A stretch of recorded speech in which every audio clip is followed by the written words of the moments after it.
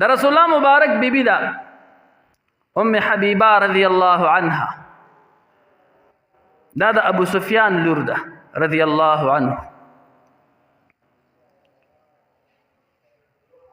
نو چې کله رسول الله مبارک هجرت وکړو مدینه منورې ته، نو دا خپل بیبي ام حبیبه رضی الله عنها مور سره لاړه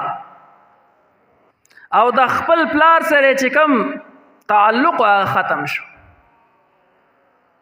بیا ډیر وخت پس وی ابو سفیان رضی الله تعالی عنه چې لا مسلمان شوی نو مدینه منورې ته راغی، او چې کله مدینه منورې ته وی راغی نو ام حبیبه رضی الله تعالی عنها کور ته لاړو.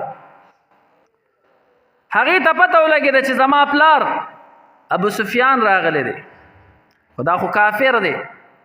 نو هغې زر د کور دروازه بنده کړه. چې کله د کور دروازه وی بنده کړه، ابو سفیان راغی او دا دروازه وډبوله، خو دروازه کوله ونه شوه. نو ابو سفیان رضی الله تعالی عنه دروازې له لته ورکړه او کور ته ورغی. خو داسې دروازې وي دروازه کوله وشوله. چې کله کور ته ورغی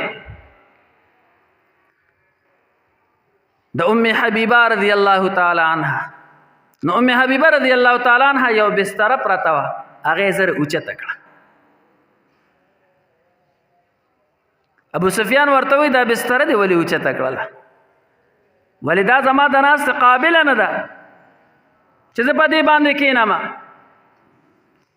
ام حبیبه رضی الله تعالی عنها چې زمونږ مور بیبي ده ورته فرمایي وی نه دا ستا نه، ته د دې قابل نه.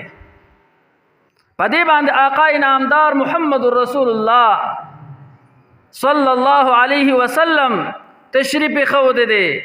نو ته یو کافر انسان او دا د دوانو جانو سردار د آقا انعامدار محمد رسول الله صلی الله علیه وسلم بستره ده، نو ځکه زه تا په دې باندې نه پرېږدم. بستره یې اوچته کړه. خو چې کله رسول الله مبارک کور ته تشریف راوړو